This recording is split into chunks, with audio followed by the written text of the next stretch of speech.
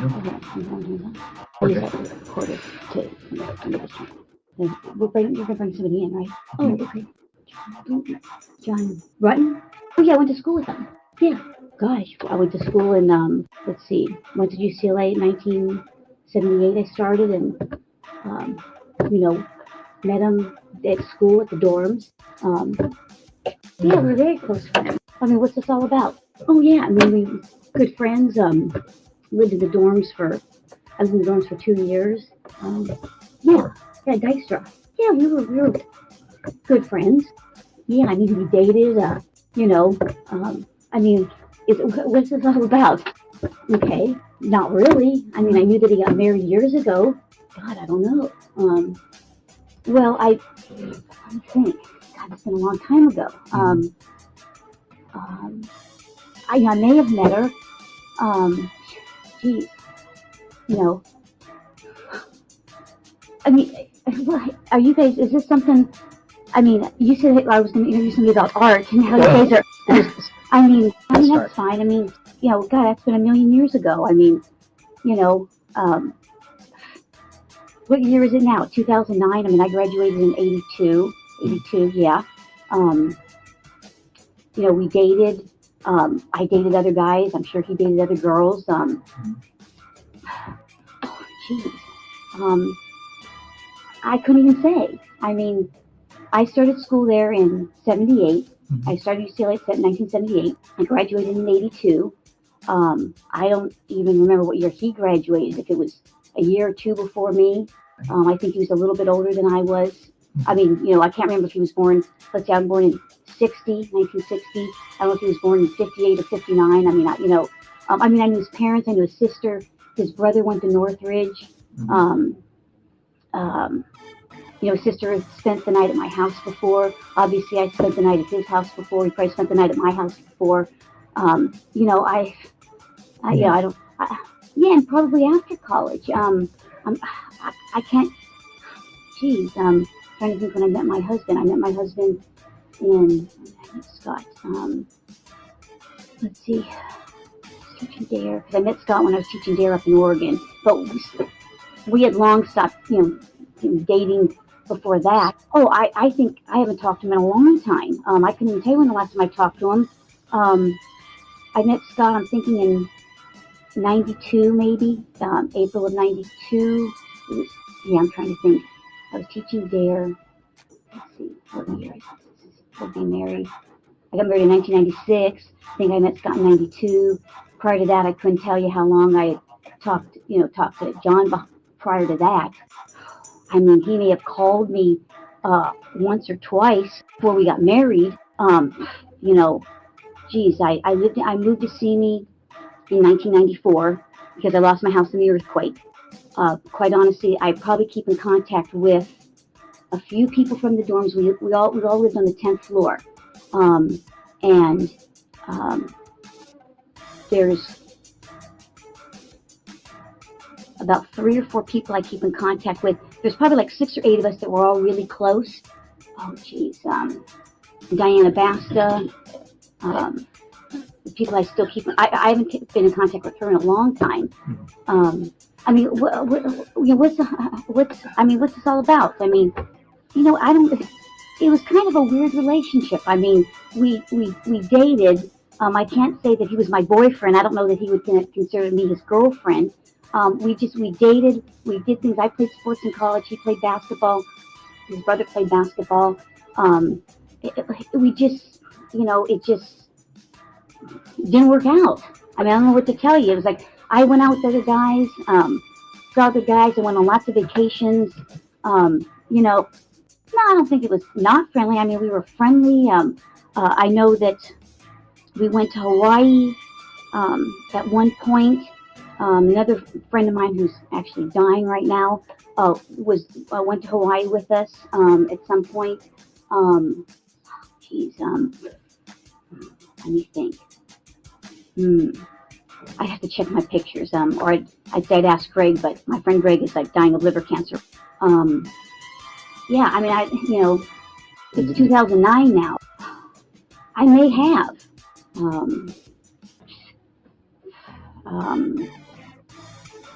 Well, I think I'm going to say I think she was a nurse. And I can't remember how he said he met her. Yeah, I mean, it's been so long ago. No, I didn't go to their wedding. No, did not go to their wedding. Couldn't even tell you what year he got married. I mean, it's been a million years ago. With him? No, I don't think so. I mean, I would say, the people that were on the dorm floor, we did get-togethers. Um, so, I couldn't even tell you what year. I'm thinking I went to Devonshire in 85, and I know I met the guys because it was kind of a funny incident of how I met them. And that's how I remember it was sometime probably 85. Specifically, I don't even know if they remember. The other two are now married to somebody else because I kind of, all three, I mean, well, there was two firemen, Eric and Gary. I met them first. Then they introduced me to Mike.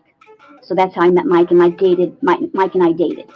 So, and not, I wouldn't even say, I couldn't even tell you for how long, because then it would say we decided, it wasn't working out, and we'd be better friends, and, he introduced me, I think, to some other guy who now is on LAPD.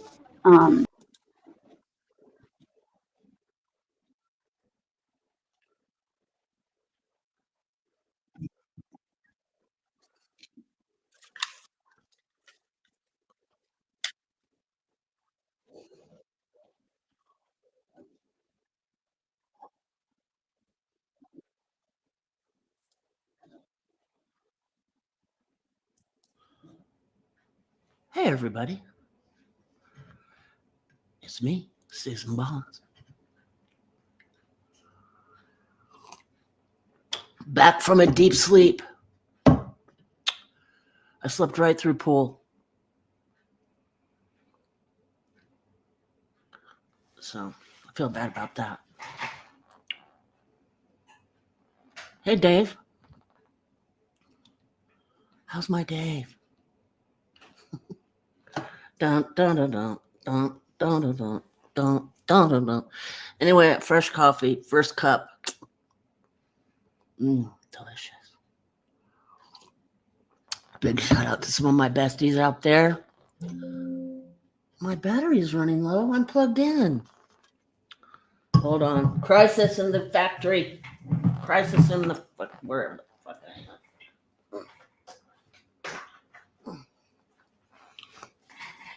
Take that. So shout out to some of my besties, Liz Graham, Dave O'Dave, APRN. Nice. The bestie of the best are here. So anyway, I'm back. I'm up. I'm awake. Marsha's outside. I've got nothing great planned for the day. Things I should do, of course. But, not doing them.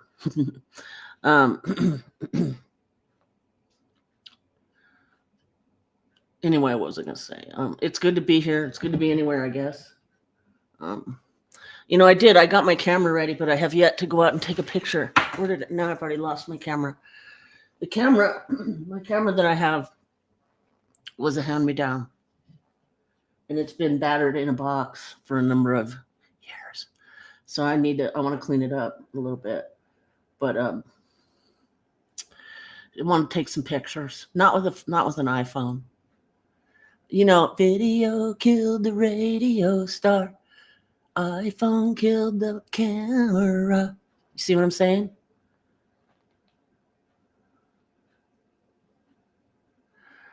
Well, I don't know if it's great to do nothing, Liz. If you saw the condition of the place. I don't know. When I went to my friends for the Super Bowl, her house was so nice. You know what I mean? And she owns her house. So I'm like, and I'm thinking about my apartment. I don't know. If I compare myself to other people, we'll be here all day. Nobody has time for that. So, okay. So an update on Stephanie. Our girl, Adele. She, let me look. Let's pull up some news stories. And shout out to my friend on Facebook who both times she's told me about Stephanie. Her name is, survey says, I'm bad with names. What the hell is going on? What is all this? Okay. What? Why am I in the Meta Business Suite? Oh, that sucks. Okay. Her name is. Oh, it's sending me to the Meta Business Suite. Are you kidding me? Oh my God. Okay. Facebook has done something stupid and I can't deal with it. Let me go over here. Go to my profile. And then I want to see my messages. Okay. Linda WB. She's my Stephanie Lazarus, right? Let's wake up. Let's get with it right now. No, I was seriously sleeping and it felt good. And when I was at the Super Bowl thing with my friend Cynthia, she gave me the softest blanket.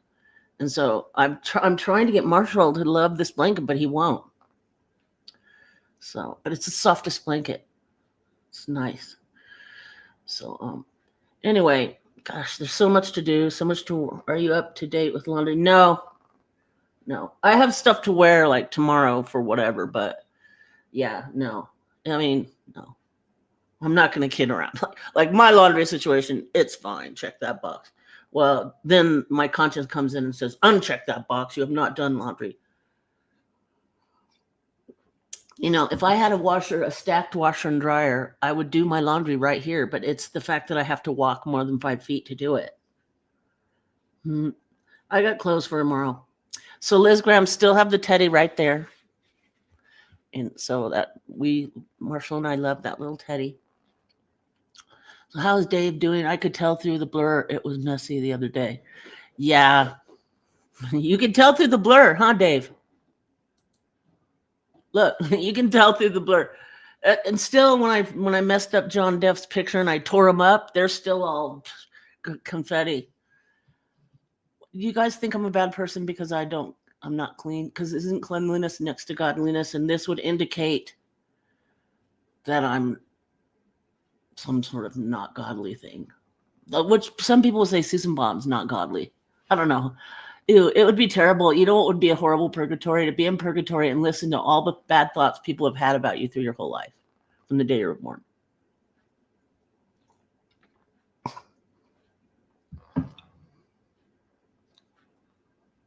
So, but you know, I'm not a person who is I never have been. The only times I ever was clean was because someone was forcing me to be clean for some reason. Fits and spurts. All of a sudden, everything's immaculate. It used to be in my 30s. My house is immaculate, and then it would dwindle down, and it would be so bad that it was immaculate. But all the energy it took to go from that to immaculate, that was in my 30s. That was energy from my 30s, and now I'm in my 60s. So that energy. Okay, so yeah, more about Stephanie. Let's get going on this whole thing. The reason why we're here, right? The friggin' reason why we're here. All right, so let's do this. So now, I mean, dun dun dun dun. There is some good tidbits in the Stephanie update, you know, and it pains me to have to do this because, you know, we're all sort of on some level, we're all sort of being dragged through this whole thing. Go here. Let's see, Stephanie Lazarus. Oh, let me share my screen. I got 2 laptops going this morning. Dun dun dun dun dun dun dun dun dun dun dun. So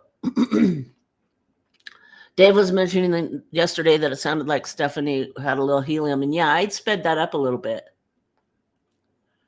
Dave, you know, on my edit tricks, I did speed that up a little bit, purposefully, with intention. 1st degree speeding up of the audio, just a touch. But okay, focus. Dun, dun, dun, dun, dun, dun, dun, dun. Let me move. Okay, Okay, present, share screen.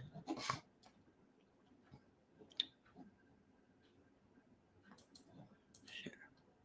Okay. There we go. Add stage. All right. Dun, dun, dun, dun, dun. Also, the Super Bowl, right? I expected a bunch of gematria to just fall out of the sky, and I have not seen one thing about gematria about the Super Bowl. And now, like, Facebook is just oversaturated with Kendrick Lamar. And people are like, do you love it? Do you hate it? And 50% love it, 50% had hated the halftime show. I felt like the halftime show was not including most of the people who, it was not inclusive.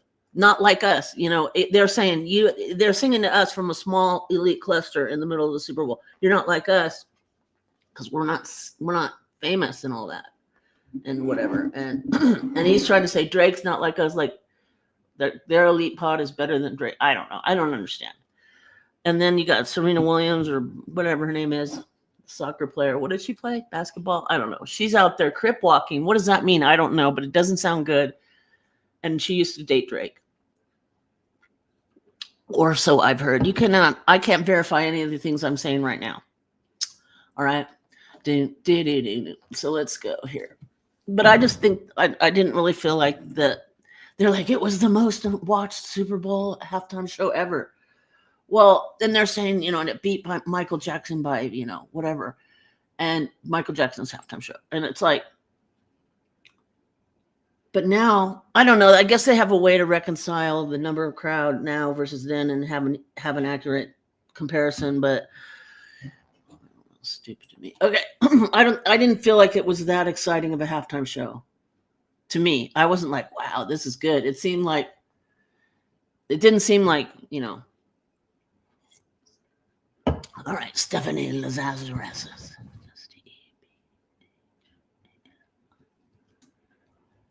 Oh, ooh, ah, ooh, walla walla bing bang, So let's warm up. Well, I mean, the Wikipedia.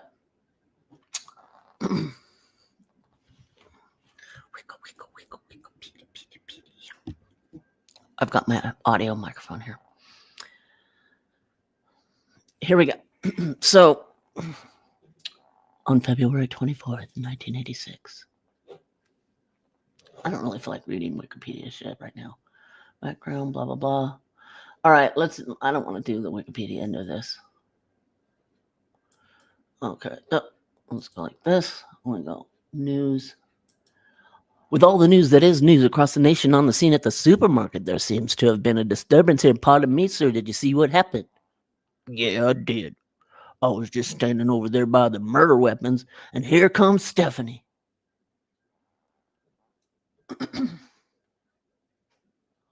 Dun, dun, dun. These CBS News ones, whenever I click, they want to become friends and get all my information just to read their article. Let's see. 268 days ago, she was originally granted parole, right? And so she was like, yay! And she went back to her dorm with the girls, and they had a party and drank moonshine. Then Stephanie's got her teddy bear, and she's getting into bed on her cot, She's like, thank you, Lord. And then all of a sudden, there's a CO. Lazarus, we want to see you. She's like, what? Yeah, they want to see you. You mean I get to go now? No. I don't know how to do her voice. Don't. Okay, so let's pick an article here. Let's try LA Times. Okay, I learned a couple interesting things in my sniffing around last night. One, I saw some new pictures that I'd never seen before. Two, I saw that AI is starting to get a hold of Stephanie's pictures, which concerns me because I want to see Stephanie like this one doesn't look like it's doctored by AI, and you can see she's got like blemishes and like whatever, right? But the AI ones, they look interesting in the way that if you put a filter on a fucking Instagram picture, wow, that looks so cool with that filter. What about this one? What about this one? What about right? Yono, what up? What up? Liz Graham, Cade Stringer, what's up, Cade? Cadence.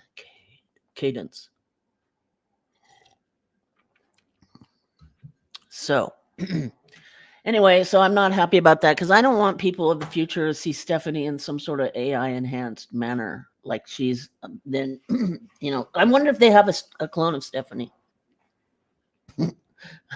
Stephanie's clone bitching down in the cloning center.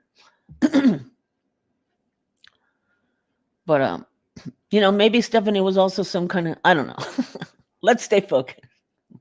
Despite a campaign by Justice from the Advocate, the California Board of Parole has revoked plans to release former LAPD detective Stefani Lazarus from prison after hearing emotional testimony from family and friends who said she, quote, lied for decades and used her police training to cover up the 1986 murder of her ex-boyfriend's wife.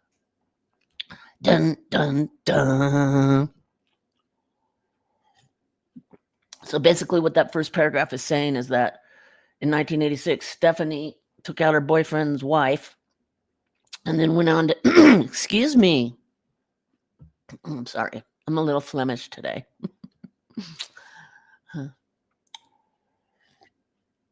Anyway, Stephanie from prison. Okay, anyway, yeah, so we got that part. The decision marks another chapter. I need this right in the center. I need microphone front and center for this. You know it's serious when we're front and center on the microphone. Hello? Can I speak to Susan Mons? This is Susan. Hello, this is a bill collector. Yeah, that's why I don't answer my phone. You see it? You feel me? You kidding me? Everybody thinks that I owe money. Just because you looked up my butt with a scope doesn't mean I owe you anything for that night, doctor. Anyway, the decision marks another chapter. And then notorious, it overturns a November recommendation. Are we going to get to read that recommendation? See, what we need to find, is the damn transcript of these things. And why on earth aren't these? They say the revolution will be televised. How come they're not covering Stephanie's hearing live? I don't understand that. Like, don't you guys get the impression? Exactly. That was my thought on it.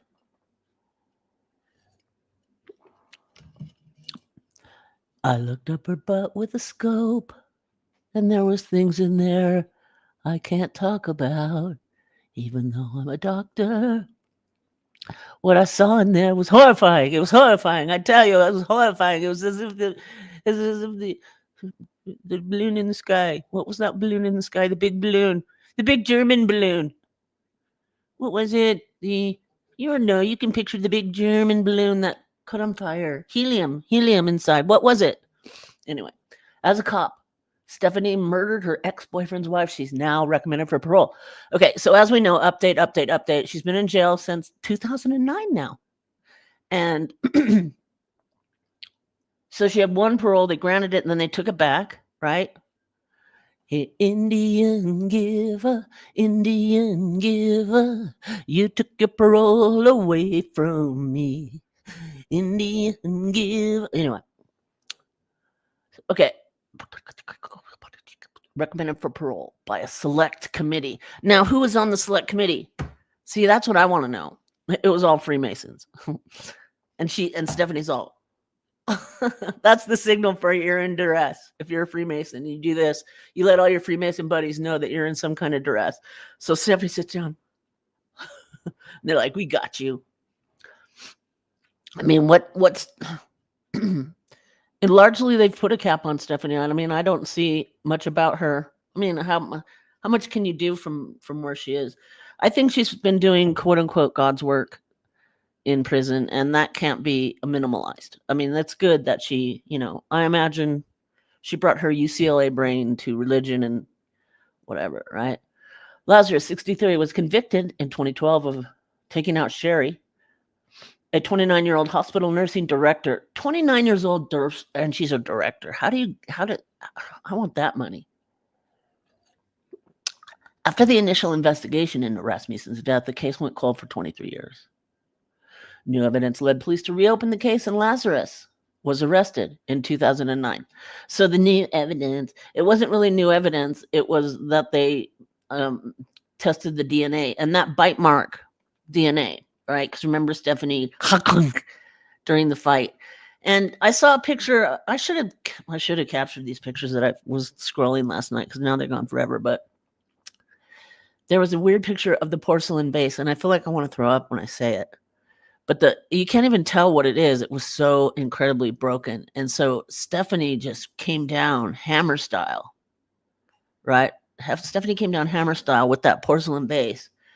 I mean, I don't remember if Sherry had some kind of cracked skull, but I wouldn't be surprised. And then Stephanie wraps the gun in the blue blanket. And Stephanie's all, I just wanted to get out of there before the police got there. Okay, Jesus. Okay, she was okay. After the initial investigation, the case went cold. Okay, so Stephanie apparently tried to stage the scene like this is a burglary gone wrong. It's like, oh my God. What I think happened was Stephanie assumed they were both at work. Aaron. Aaron. Yeah. I just woke up from a hibernation, Aaron. It's good to be awake. I slept right through pool last night. All right. She was convicted. New evidence led police to reopen the case. So what happened was, here's sort of a nutshell version. Okay, this event took place in Van Nuys, right? And Van Nuys is one of the substations in LA. There's however many, like Van Nuys, Orange County. There's a whole bunch of different police stations, like neighborhood police stations. And so where this crime took place was in the jurisdiction of this one area, Van Nuys. And so Stephanie, as a cop, ends up doing a shift at Van Nuys, and she does the graveyard shift. And so she is basically the only person in the building. That was her duty, I'm not sure what she did, but she was left alone in Van Nuys police station, the scene of where her freaking thing happened, right? Her crime happened, and a bunch of files went missing when they went to reopen the case 20-something years later. All these files are missing. So I think Stephanie just helped herself. Oh, we don't need to leave this here. We don't need, Stephanie was very concerned with covering up that this ever happened. Everybody wants to go big and think, okay, all the Freemasons were in on it. But I think Stephanie kind of acted alone on this, and she didn't really tell anybody that it happened, let alone anybody in the department. 'Cause she knew once you let it out, that's it. You're done. You got to stick to your lie. So that happened. The other little bit of evidence that they had was some the DNA from the bite mark. It was a swab, and so that somehow got mixed up down there in the freezer where they keep all the DNA. And there was like the backlog of DNA testing is interesting in itself.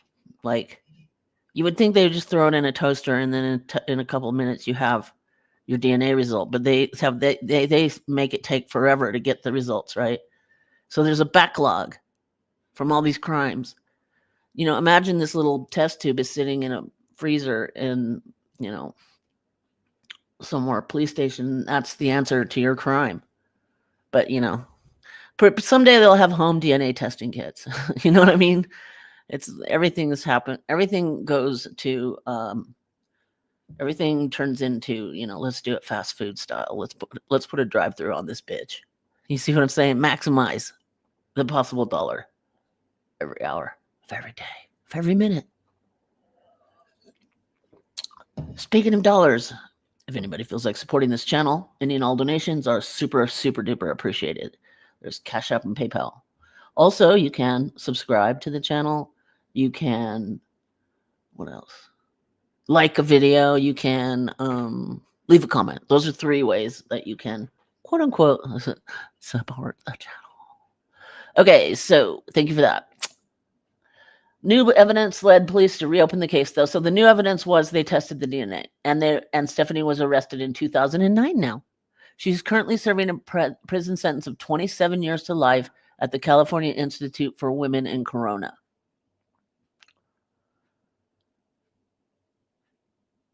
John Taylor, blah, blah, during the trial said, okay, so here we go.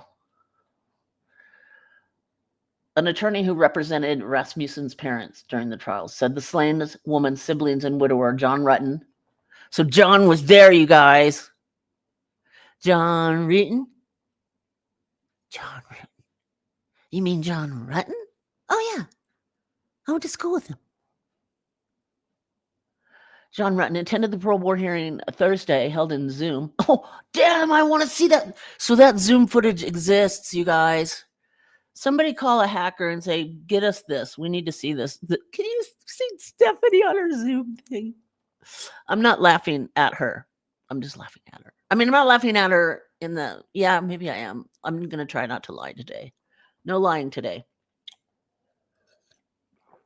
So John Taylor, the slain woman's siblings and widower.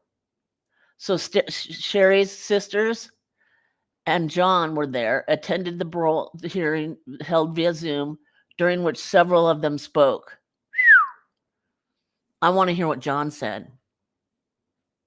So here's Stephanie squinting to see, because her eyesight at 64 is not great. So she's trying to squint to see John. The little Zoom screens. We got to FOIA that shit, Dave. You feel me?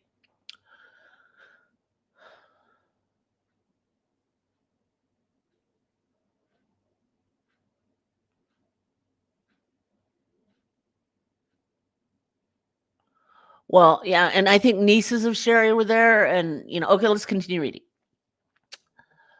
Attended the parole board hearing held. Taylor said the siblings were shocked the board would recommend Lazarus. We are shocked. Shocked. She had 23 years of freedom while this family had to. She had 23 years of freedom while this family had to struggle dealing with the grief of Sherry's death. 23 years of freedom? What does that mean? That doesn't even make sense. Stephanie's in prison. Like, when you start watering it down with nieces and nephews 23 years later, I don't really care what they have to think about it. I just want to know what John thinks, what Mr. and Mrs. Rasmussen think, and sisters and brothers of Sherry. You feel me? I don't care what the nieces and nephews and the neighbor's dog think about this. Anyway, 23 years of freedom, that doesn't make sense. Scroll on. Rasmussen died February 24th in the Van Nuys apartment she shared with Rutten.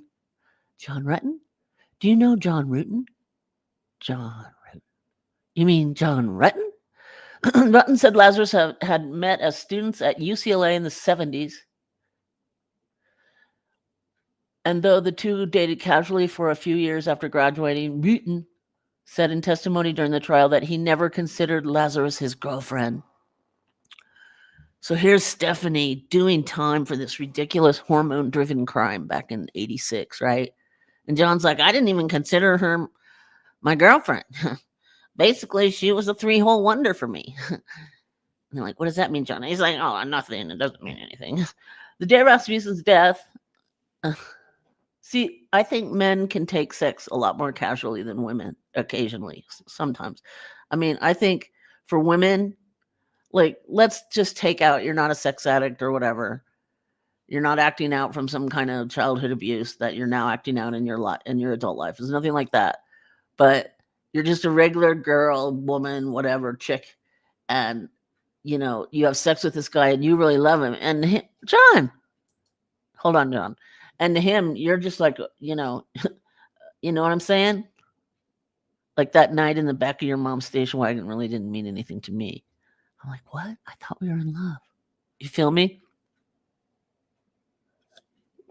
Like, guys have an emotional. This is me speculating as not a guy. Okay, I'm not a guy. Contrary to popular beliefs, I'm not a guy. But okay, let's continue reading. John, update. It has been mailed. Thank you. The image has been mailed. The image has been mailed. So hopefully it won't get bent. I took precautions to help it not get bent. I mean, I put it on cardboard. I had to cut because Aaron sent me a cake, and so I took a piece of that box. I cut it out in a square, and then I taped the image to that piece of cardboard, and I gently taped it with paper tape. And then I wrapped that, and then I wrapped that again, and then I wrapped it again. And then I put that in an envelope.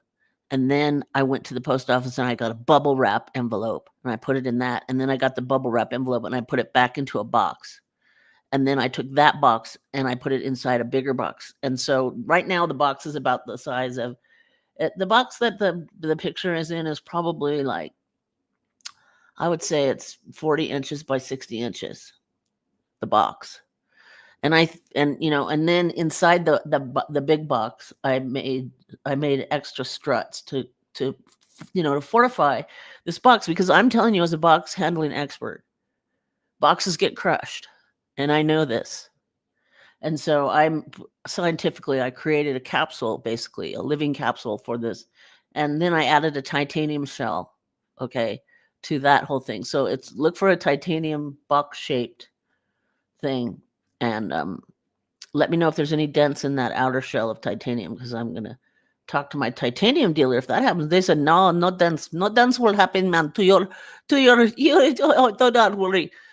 You're recovering for the box. No, it will not get dinged. It will not get dinged.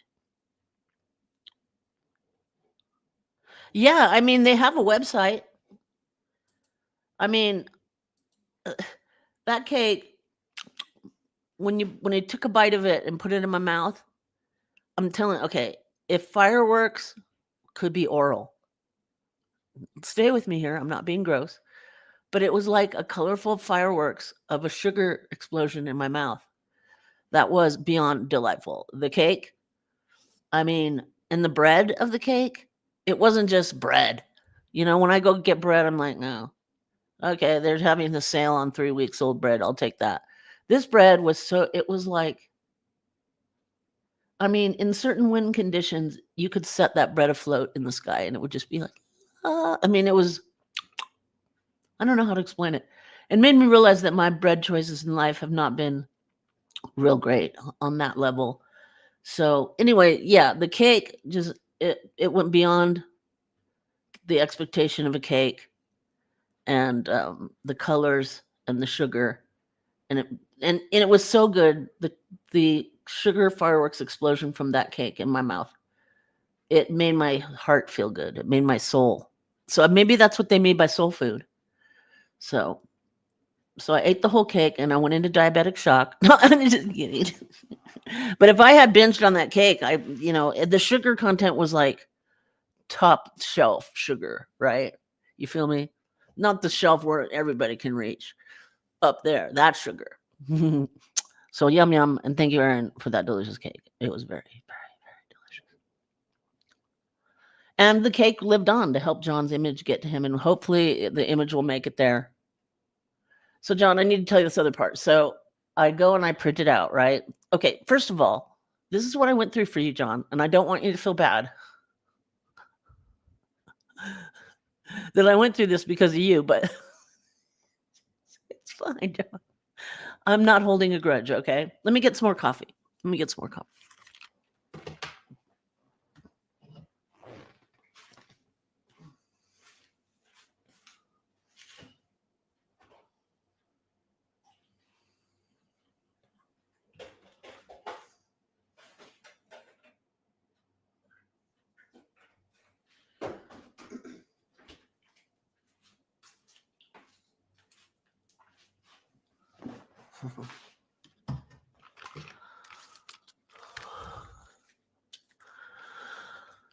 So I get in the Subaru, and the place is only like 2 blocks. I don't know. I'm lazy.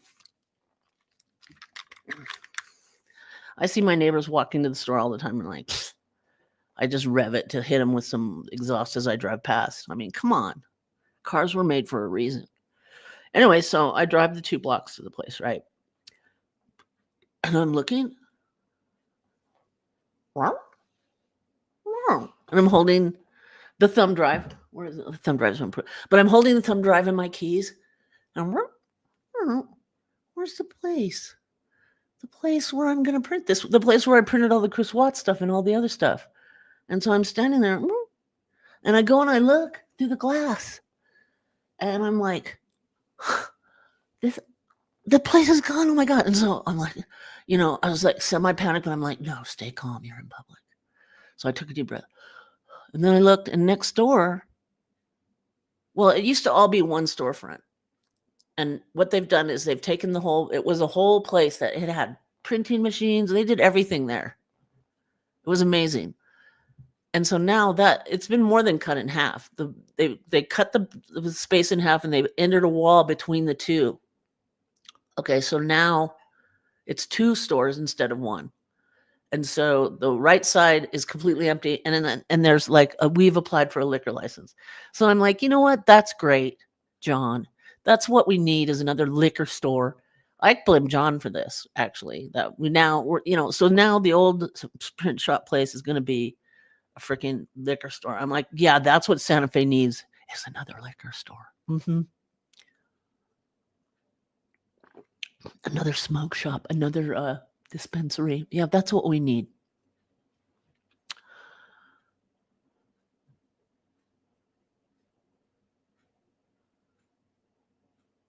Pierogi. Okay, pierogi dough. See, I'm telling you, that dough was special, Aaron. It wasn't just any old regular run-of-the-mill dough. Oh wait, I'm on the wrong one. I'm all on the wrong computer. Okay, so so there's the other place, right, John? So I look, and now it's called like A and B Print Shop, and so I'm like, oh. So I open the door, and it's unfamiliar. I've never been in here before, and it's like a family-run thing.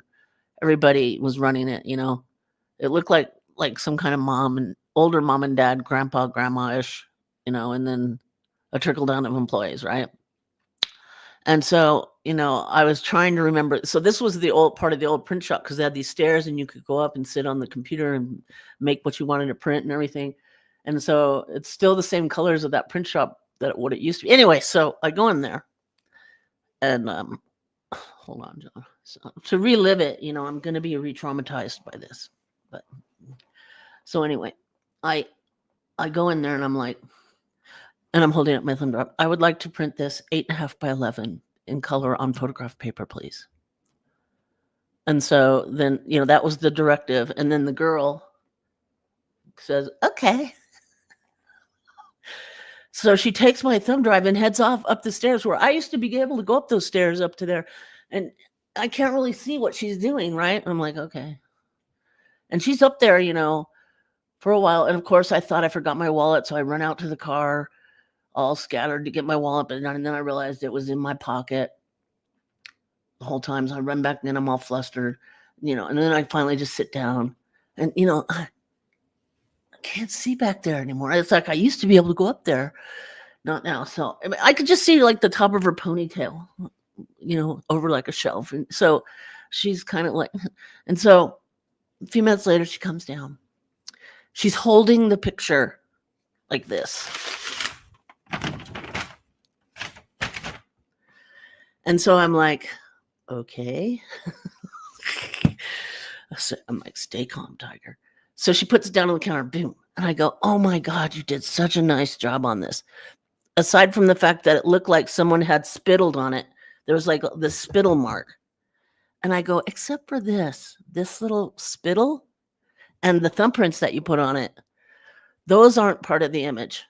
And she's like, I'm like, do you think you could print another one? I go, I'll chip in for this one. And she's like, so she takes the image, she takes my thumb drive, and she goes back up. And same thing. I'm waiting. She comes back down with just one of the two, and she puts it on the counter. And same thing. She's holding it by the edge with her. She's touching it with her fucking fingers. I'm like, okay. I hated her by then, but I was so pleasant, right? It was my representative Susan. It wasn't the actual demonized Susan. The demon was present, especially when she had her fucking fingers on it. Then I see the spittle on it. Then she's got to print another one, and she's put out, right? So she comes back, and I go, okay, I looked at it. I go, okay. I go, this will do. And so, I go, do you happen to have, so remember I said 8.5 I said, I want an 8.5 by 11. She comes down with an 8 by 10. holding it with her fingers with spittle on it. So that's the first copy. I'm like, okay, I can live with this in 8x10. I'm justifying, I'm like, you know, it was crazy, right? So then she prints the second one, and I go, well, do you think that I could have the other one too?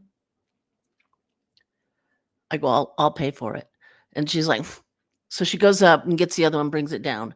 And I go, do you happen to have, an envelope that I'll be able to mail this in? Because the old place used to have everything, it was one stop. And then just, so she's like, and she's looking around. I go, you know what? It's okay. Can I just have a bag? So she gets a bag.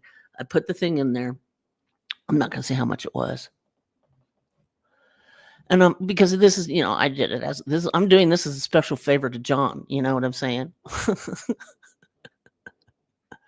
So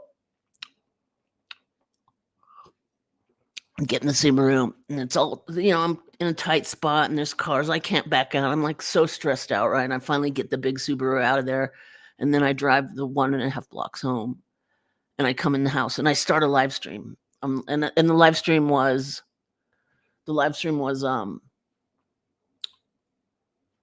like John's image, something about John's image is ready. And, and so I've got all the stuff. So I'm like, okay, they didn't have an envelope to mail it. I'm like, I'll make my own envelope. So I come home and I do that whole thing, like I explained before, taping the thing to the piece of cardboard and the bubble wrap and the cellophane and the zippers and, all this time locks. I don't know if you're going to be able to open it, John. The time lock on that thing is pretty good. So I come home and I'm like, well, of course I have to sign it. So I take this Sharpie and I don't really think about it, right? Autographing things this is your fault, John. So you can laugh all you want or cry or whatever that emoji is. But I blame you for this. And anyway, so I get my Sharpie and I try to say, I said, love you, John, Susan Bonds. And I'm like, this looks kind of it looked kind of bludgy, blurryish. It wasn't like a crisp, clean, 0.01 size tip, And then I tried to write 2025, and the 2025 just blurred. You could not tell what it said at all. And I'm like, well, this is fucking great. It looked horrible too. Here, let's just take a look at Mugshot Lens so John can fully appreciate what he's put me through. And, I don't appreciate. No, I'm kidding. Okay. No. Yeah, you did, John. Make no mistakes. Okay, so here we go. So I tried to sign it. Let's get this on the big screen here. So I tried to sign it right here. And I fucked up the 2025, and it just looked like a big fat dog turd in the corner of the image.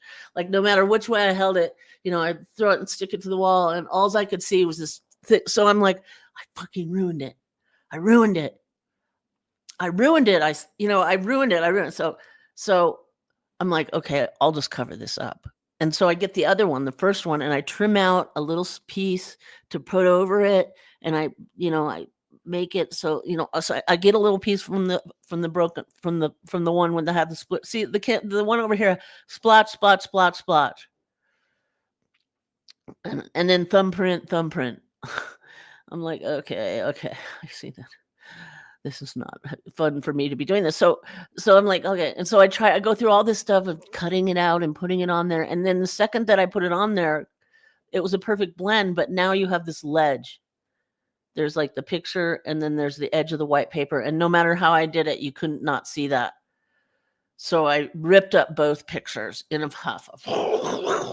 And the pictures, you probably can't see, but down here on the floor are the ripped up ones. And I'm just like, damn it. Now the wrath has been unleashed in my brain.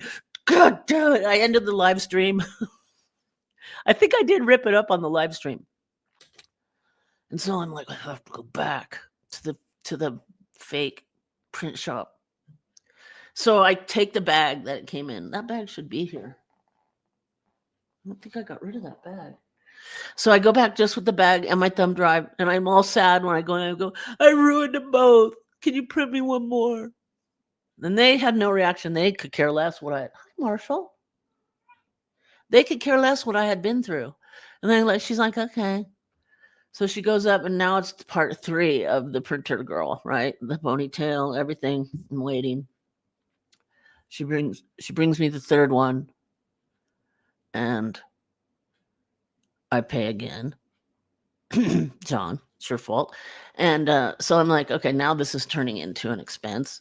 And so I get home and I try to sign it again. No, I'm just kidding. I did sign it again, but I'm like, no matter how this turns out, I just wanted to have the word John and Love on it and my name, but not like Susan Bonds printed out, but just, my autograph kind of thing. It's like an autograph. Okay. This is the only thing I get to autograph in my life, right? It's a big deal. And so, I got it. And then I thought, the ink is too dark because it still looked a little blotchy over here, but I'm like, okay, I can't go through this all day. I've got things to do. And so I got that. And then I created the whole capsule for it. And then I went to the post office and I was in line. And so there's this man behind me, right? I think he had a monocle. And I'm like, the line is however long because it's the post office. And so I've got the image. Oh, and then I wrote you a handwritten letter, John, with this pen. And I put that in an envelope. And so, and then I had to look up on the email, the address where it was going. Triple check that. Because one wrong number and you're in, Pensacola instead of Timbuktu. You feel me? So I made sure all those boxes were crossed. I get to the post office, long line. So I say to the monocled man behind me, who is shorter than me, I say, sir, I'm just going to go up and look at the envelopes. Because I created a home envelope for it. It's triple, double, quadruple wrapped. But I've got that. So I've got the image, and I wrote his address on that so I could remember it when I got there. And then I had the letter, and I put that there, right? And so I go, sir, excuse me, Mr. Monocle. I would like to go look at these envelopes. So I walk up to the front of the line, to where the envelopes are. And now I've got like 50 choices. OCD City. So I get one and I come back, and Monocle Man has stepped forward, leaving no gap for me to return to the line. And I have no choice but to step behind him now. So Monocle Man totally steals my place in line. I'm like, whatever. You and your fucking little monocle, you think you're going to step up on me in line? Because whatever, bitch. I see you, sir. Right, Marshall? So anyway, so then I'm like, no, this envelope won't do. So I go back. And now the lady behind me is like, she didn't have a monocle. But it's like as if they could have been together, but they weren't, type thing. People are a type when they're in a couple, like, oh yeah, look at that couple. So now I've lost my place in line. And so finally I get it all worked out. And then, when I get to the front of the line, when I'm about to be called next, the lady behind me, I go, you can go before me if you want, because I had stepped back in the line in front of her. She's like, it's okay, So I go and do the whole thing. I mail it. And that's the story.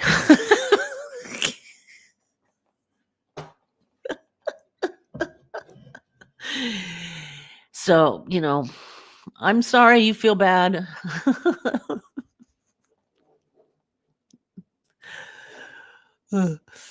Anyway, so that's the story of John's image. So I'm thinking, if I want to get back into making images again and sending them to my friends, I don't know. I just really miss that old print shop. It was a really cool place. It still is a cool place, and I love the people there and everything. And I was like, bye, I'll be back. But I think they should know not to touch. I mean, maybe not a lot of like finicky artists come in and print stuff, but it seems to me that everybody heard that from the first Kodak 3x5 that came out. Don't touch the top of the picture with your fingers. Everybody knew that. And like you're working in a print shop, not 8.5 by 11, but 8 by 10. Thank you. Anyway, leap in the net shall appear, my friends. So that's interesting, right? Okay. So now back to Stephanie. So John, after all this, I really hope it makes it there. With trembling hands, I finally let go and I said, thank you. I'll take your survey. They're like, and here's the survey. And I go, I promise I'll take the survey. And I never do.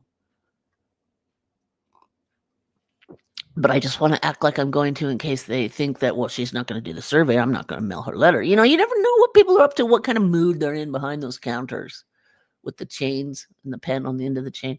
Those people, you're like, well, you obviously don't trust me enough to not steal your pen. Hi. Do you want me to go get Kitty Me? Okay. Is he a good boy? Did he get to go outside? Okay. I love you. I love my kitty boy. Yay! So when Susan Bond sends out, oh, Liz, I didn't even get to the best part of the whole thing, but see you later. I always feel sad when people are signing off. I love you, Liz. Liz, grab everybody. She's going for a walk with her dog. Oh, Marshall says bye. I have separation anxiety, particularly when people that I love leave the room. I'm like, where'd they go? Okay, so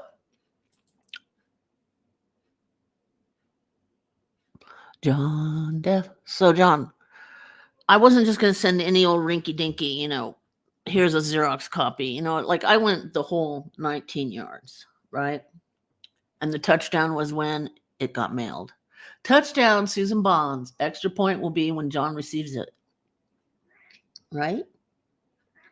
Right? Marshall. All right, so the day of Rasmussen's death, John returned home from work to find her. He found her. The initial investigation determined she had passed away during a robbery by 2 men at the house, but no arrests were made. So the thing that's irritating about this is the case goes unsolved, and the detectives decide that, well, it was 2 guys, because we had a similar thing up the street. It was these same 2 guys, and they put it on a composite sketch, which means we don't really have a picture of them. So here's some composites of people that may or may not exist that actually did this. And, and then Mr. Rasmussen is like, there was all this stuff with Stephanie. And he's like, you need to investigate Stephanie. And then he knew the DNA in 2008, whatever year, 2018. I think Mr. Rasmussen knew about the DNA, and he said, we need to test this DNA. We need to run it. We need to test it. We need to run it now. And I'll pay for it. And they're like, no. The detectives they stonewalled him. They wouldn't listen. And, and then it was discovered that the DNA belonged to a woman. And so everything that Nels had been saying the whole entire year after year after year, and the detectives just like, go home, buddy. You watch too much TV. I think they actually said that to him. Cops love to say that. You watch too much TV. Even the cops on TV are making fun of us for watching cops on TV. You feel me? It's like a thing. So, this thing could have been solved, I mean, maybe not without the DNA, but, so the part that's hazy to me is, did they cover up for her? Was there a cover up for her?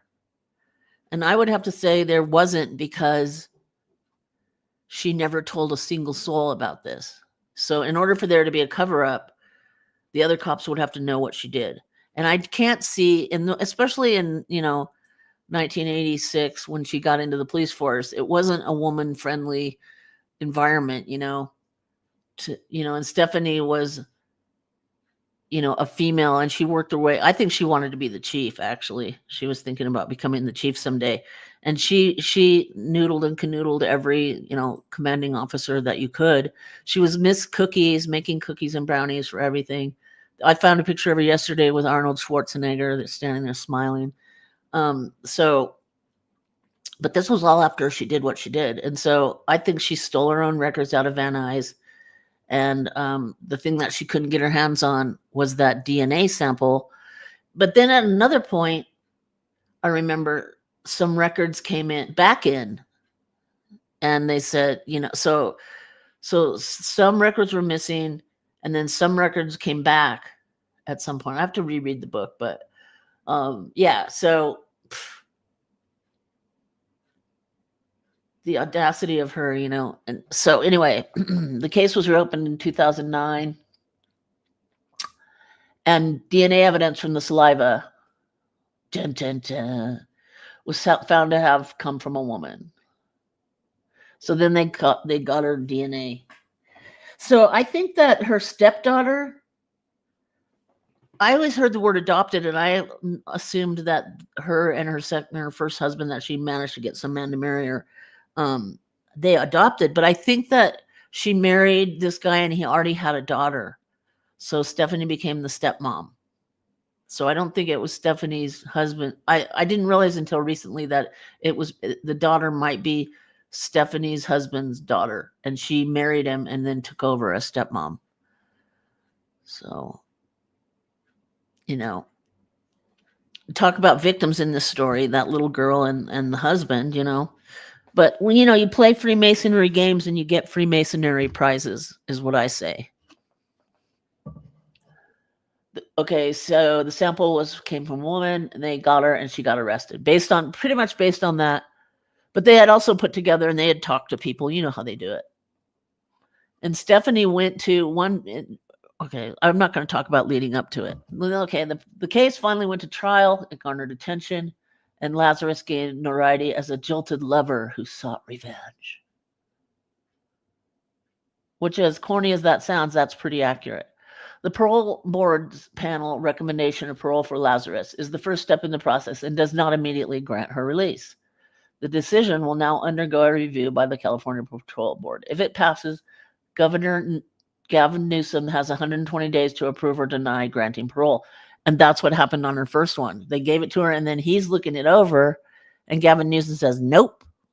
Gavin Newsom's been in California since Stephanie was in California doing civic duties. They're both civil servants in California, and they both were in the same time frames, rising up.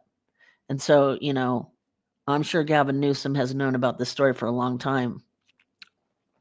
Well, I just think it's interesting that he's like, hell to the no. But, why does he not want her to get out? There's, it's because, I don't know. That's why I'm saying this. Okay, so the murder went to trial. The parole battle. So Governor Newsom said no. If it all goes without a hitch, she could be released from prison in 6 months. So that's what happened with the first one. She's thinking everybody's like, oh crap, she's getting out, right? And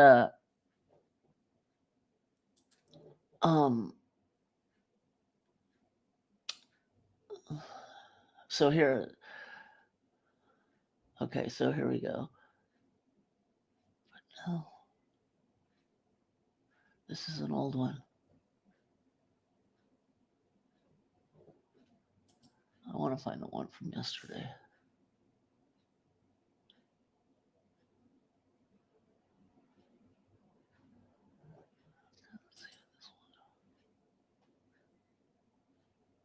Kind LAPD cop. I mean, if she could do that, right, Marshall, and then she goes on to have this storied career as an LAPD, whatever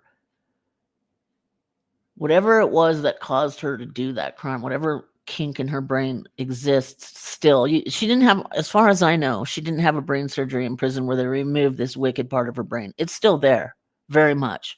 And so I would like to know how many times she sort of crossed over the line when she was a cop, having done the worst crime ever. Other crimes would seem really petty to her in her twisted mind. So it's, she came off as this brownie baking, cop den mother, but because she'd already gotten away. I mean, that must have made her ego so incredibly big that she's like, I got away with this. I got away with the biggest crime of all. I'm smarter than everyone in this whole police department, she thought to herself. Okay, this is not the same one. Anyway, so yeah, she's not getting out. John was there. It was a Zoom meeting. And so now I didn't know the first time she went in for parole and she was granted it, and then Governor Newsom denied her. Then she's gone back and she didn't even make it past the first round. So and I guess Zoom is interesting because wherever John lives now, he could just attend a Zoom meeting from his own living room. She was probably trying to see his house. I mean, God, this is such a bad story, right?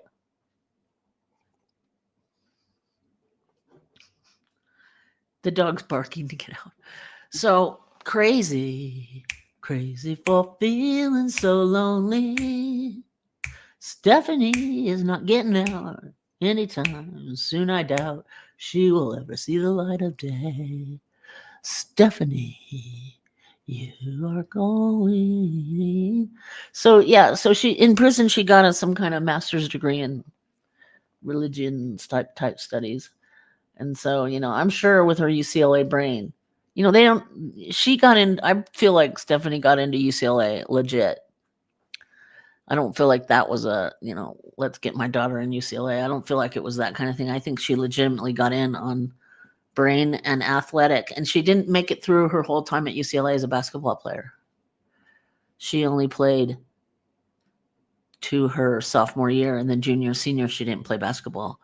But she was also, as we know, very athletic to where she had an Olympian body at one point. So, I can understand that, when you're a woman working around in a man's environment, as I do. I work at the factory at Fed UPS, and it's all guys. It's a guys culture. And I've learned a long time ago that, if I want to take issue in a caring way about guys being guys, I will not be popular there. And I'm not popular there, but not for that reason. But the guys, they, I have to say, I feel like I'm getting to witness something. I'm not sure exactly what I'm witnessing. The culture of, the workers inside this particular factory. And now I've been the crew back here. I've been watching the crew for 6 months, almost 7 now. And so, I'm learning about how they act behaviorally with each other. It's really interesting. And I was thinking, I should try some kind of social experiment here. But I haven't thought of one yet. But, just for shits and giggles, sometimes you're standing by a pond that's glassy and you're like, I'm going to throw a rock in this fucker and shake it up a little bit. No harm, no foul, right? So I was like, what kind of social experiment could I do? But I can't think of one. I'm not a doctor, for God's sake. Crazy for feeling so lonely. I'm crazy for crying. I'm crazy for lying. John Deaf is my buddy. John Deaf. So, John, when you finally get the image, I want you to tell me if you think that where I signed it it takes away from the aesthetic of the overall piece to add this black area over here where I signed it. So, and the signature that I came with on the third printout still wasn't up to snuff, but it was better than the other one where I had, anyway, it's a long story. You had to be here. I feel like you were here now. Crazy for feeling so lonely. So I guess, well, I've still got some coffee left.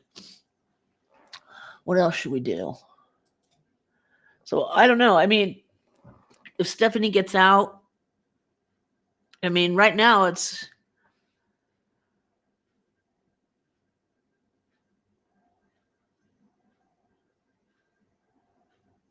it doesn't boil down to some like Gavin Newsom. Is he not a Democrat? So is the only way Stephanie gonna not get shut down by a governor in California is if he's a Republican? Is it something like that? But it just seems crazy that,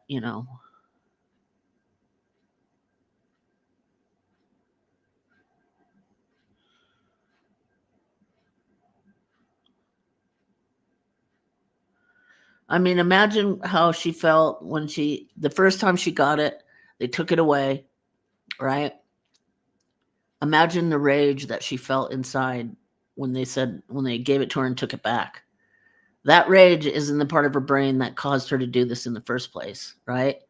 So it would have been interesting to have Stephanie's brain on some kind of machine where you can see, the X-ray version of her brain reacting, and to see her like she's all okay. You've been granted parole, and then her brain will light up a certain way, and she's glowing around the prison hall, and then they call her out and say, "No, you can't have it." Her brain would automatically shift in reaction to that, and she would be enraged, and that's the part of her brain that she acted on to do this in the first place. And that impulse, crevasse in her brain is very deep, and it doesn't just go away because you read some Bible verses, right? So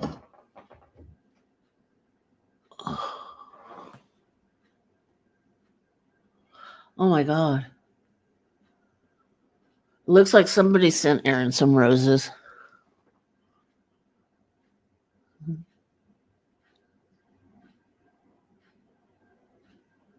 That's cool. John is my guy. Yeah. That's a good picture, Aaron. Thank you for sending that. So anyway, what were we talking about? Let me stretch. Let me grab some more coffee.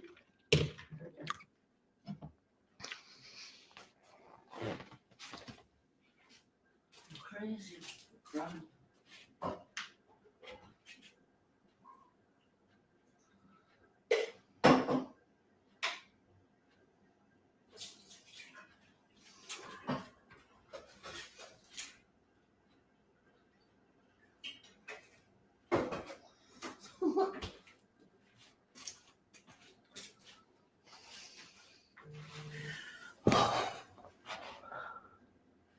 I'm crazy for crying.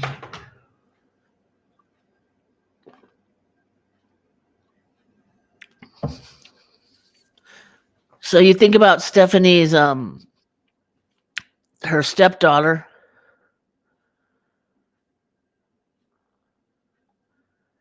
That girl was 10 or something when this happened. So now she's like 33. So I'm not sure how a 33-year-old would feel about Stephanie now. Because, her dad, obviously I don't know what happened to his first wife, but her mother was removed from the, nuclear family. And then all of a sudden now we've got Stephanie as the replacement mom, the spare mom. And I don't know if there was enough time for Stephanie to truly imprint on that girl in a lifetime kind of way, because now at 33, I'm sure that girl is thinking some different things about Stephanie. But I have no idea, if they had true love and they still have some kind of relationship, or if that girl's like, you know what, hell to the nizza, right? So I don't know. That's something I wonder about, and we all know that the guy that she finally married, he divorced her. So, for her whole thing of just wanting this romantic love, she ends up in prison with a bunch of other women, right? Like, that's karma. She just wanted her beautiful man. But that just goes to show you what you can make yourself think about something. You're hooking up, college hooking up is different than, dating for life kind of hooking up. Because I think a lot of people are out there dating for life. And so,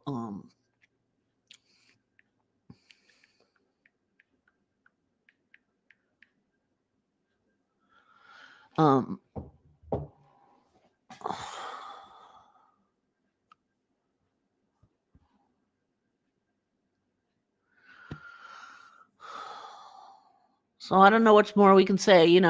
Has she had a true spiritual awakening? She's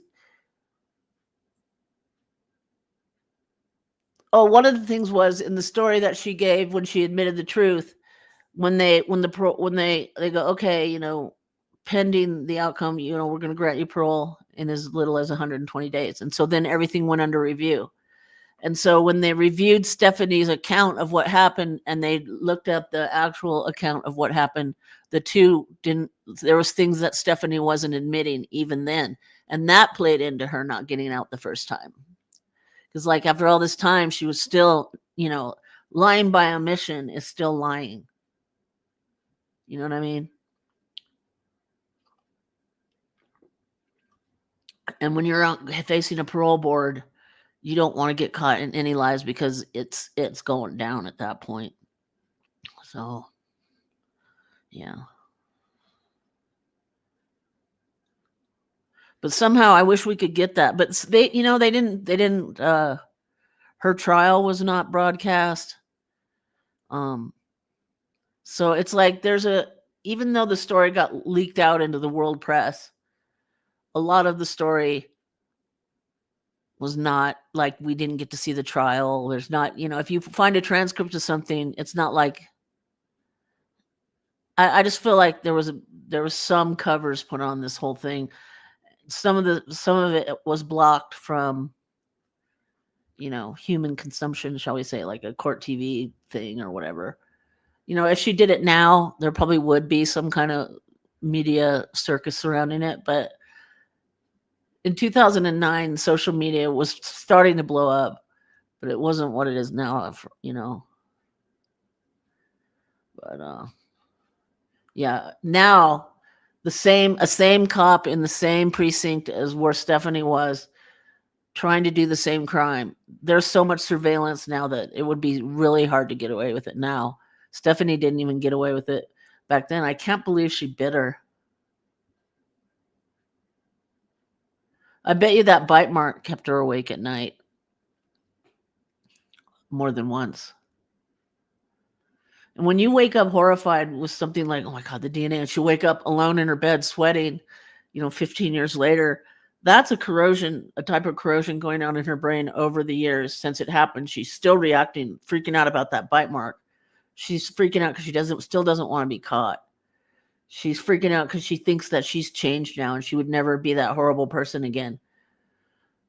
And that might be true because, at 64, I doubt there's going to be a hot and heavy dating scene waiting for her out there. Yeah, I mean, they took this one. They took photographs of the bite mark. And I'm sure from that they created some sort of, thing. But did they ever compare Stephanie's bite mark to the bite mark from Sherry's? I don't know. I don't think that was ever done. Like a Ted Bundy kind of thing. When they got Ted Bundy, they strapped him down and took a bite mark impression from him. They had to fight him to do it. He did not want to give up that bite mark impression, Ted Bundy. And then lo and behold, but I don't think to that degree, I'm not sure that they did that with Stephanie's bite mark. I'll have to recall the file. Maybe I should reread the book.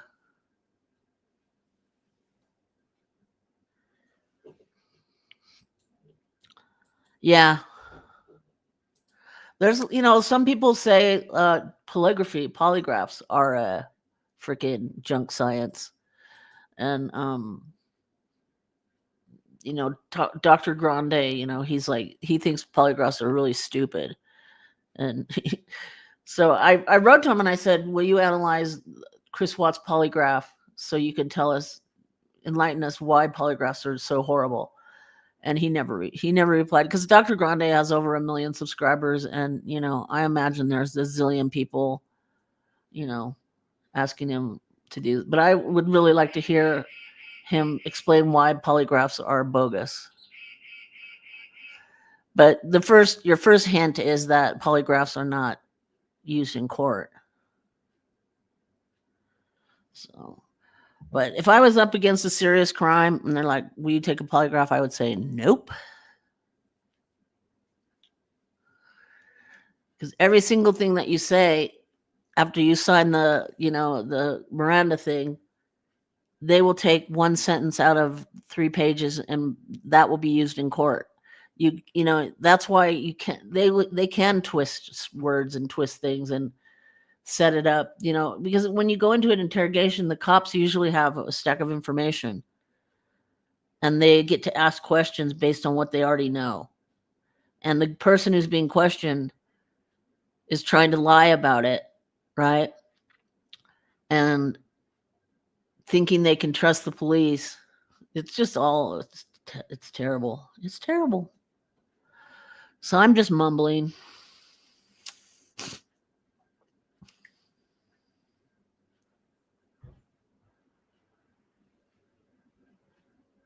But I don't know if I feel bad that Stephanie got denied, but she must be.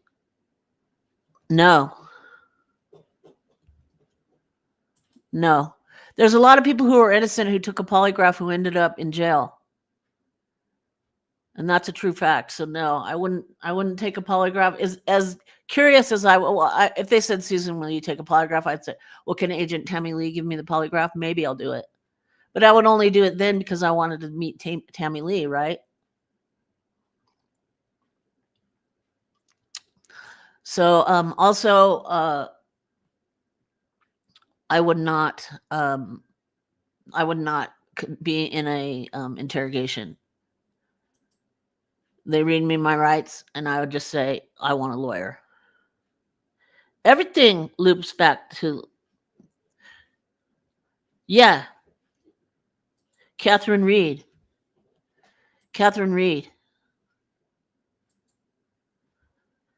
For real, Catherine Reed, yeah. So but I don't know if Catherine Reed did polygraphs. But for not being admissible in court, there sure is a lot of study and stuff behind polygraphs and a good polygraph versus a bad polygraph. And, I think all polygraphs, it's going to come down to the person giving the polygraph, their skills, but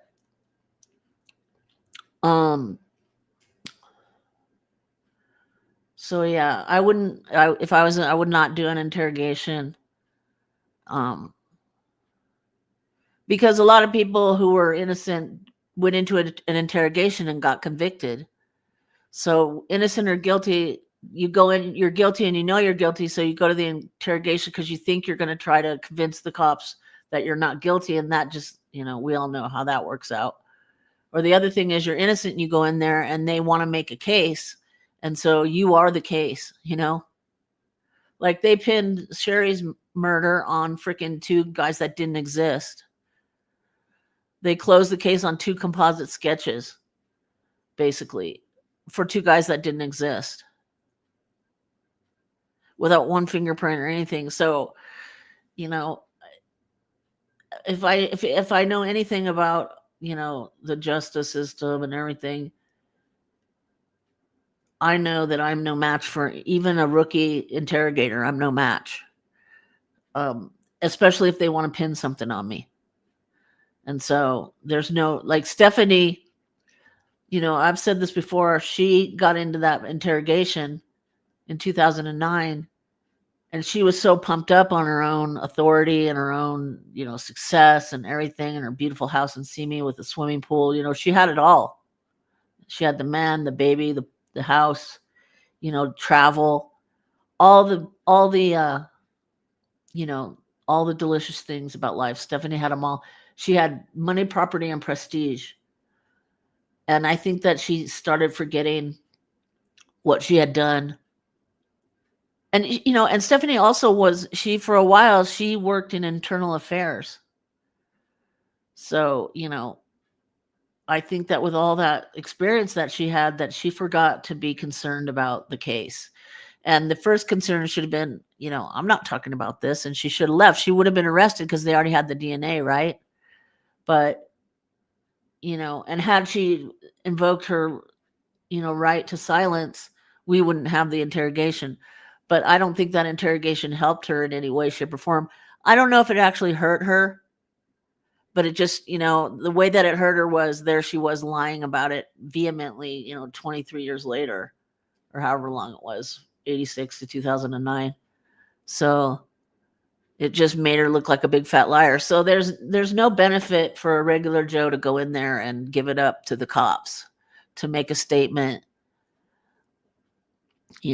I'm not even sure if you want to come out as a witness to anything, because once you get in their web, and if they want you, they will figure out a way to make you fit, and that's not good for the person who's innocent in this story, right? So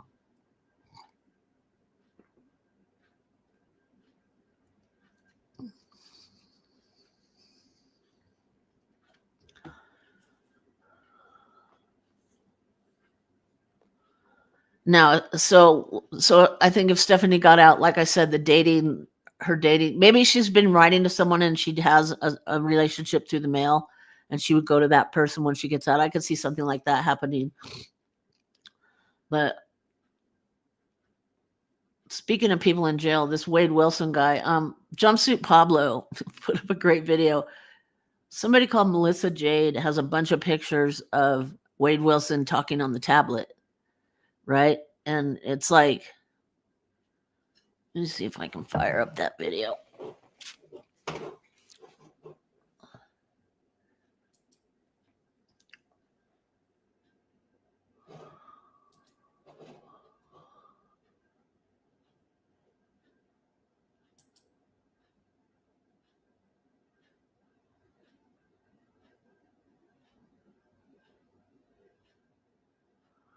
Let me just type it in.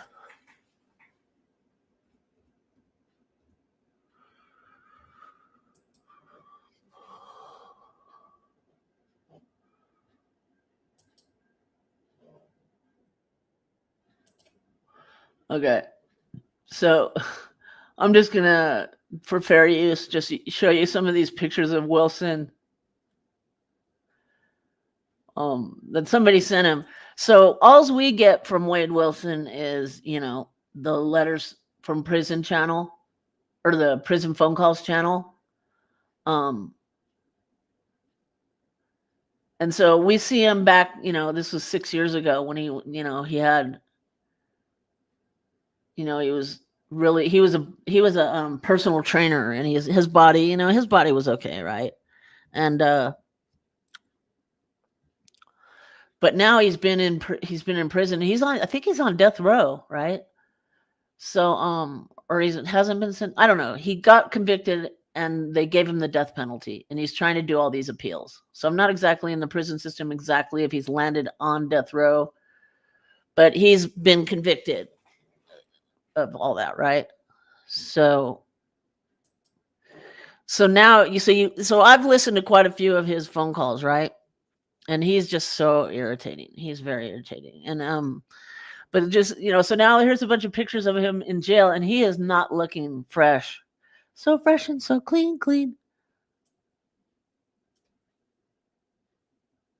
I don't know if he's gotten more face tats, but these are just pictures. And when you're on a prison tablet, it will snap random pictures of you that you don't even know it's taking pictures. So this is him more or less, not posed. And look, he just looks like he's been gaining all this weight. And what the hell is that in his nostril? Because he's got so much money, he could buy whatever he wants, you know what I mean, on the black prison market. So, if you listen to his phone calls, which I have, you can tell the days that he's really lit. You can just tell.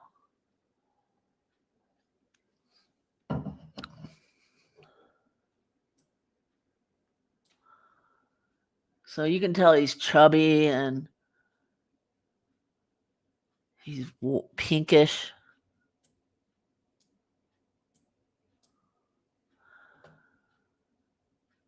And this chick, Jessie, is like, I love him so much. Like, how can you? This is a demon. You love a soulless creature that cannot love you back, and you are giving it unconditional love. This guy's not human. And women are sending this guy money right and left. But you can tell he's ballooning out. But it looks like he's got other tats on there. And it just goes to show you, like, they're photoshopping even his stupid pictures.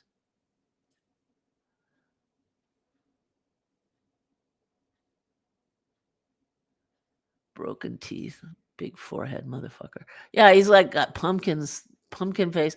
So how could you sit there and go, I love him so much? You know what I mean?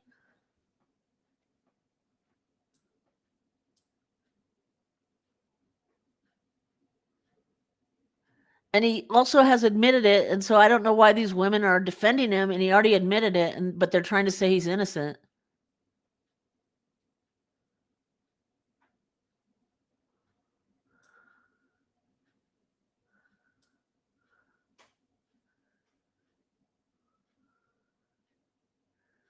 Say goodbye to your hairstyles and everything.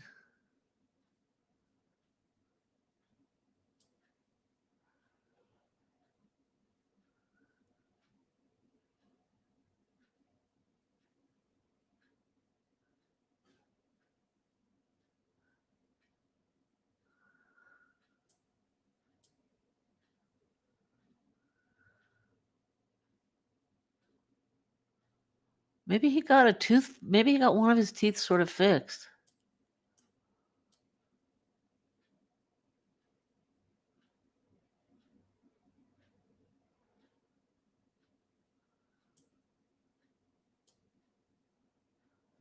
Man, that is not a good look right there.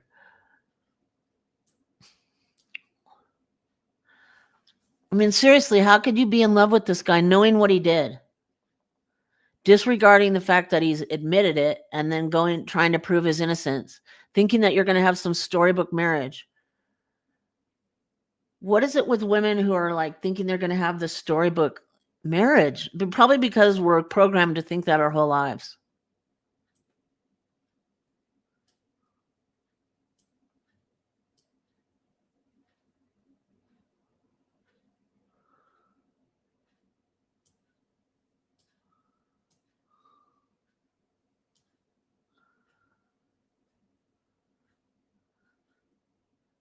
Yeah, he's just nasty.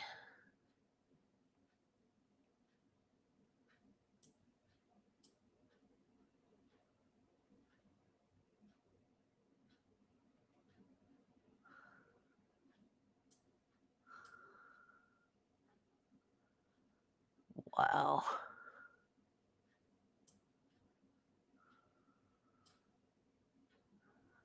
Yeah, I guess he got a tooth put back in.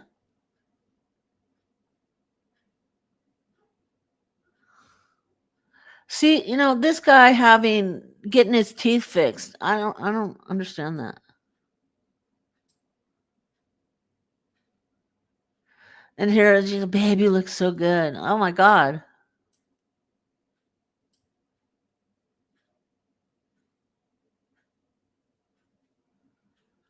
He looks like he's going more crazy.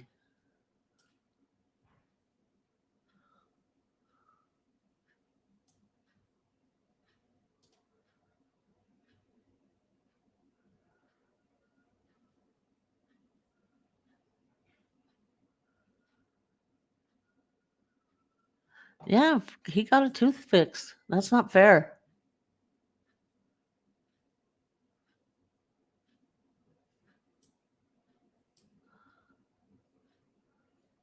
Yuck. All right. Well, I think we've seen enough of this guy. I'm going to head out. Thanks for watching, everybody. Lover, hater, Stephanie's not getting out. John, thinking of you.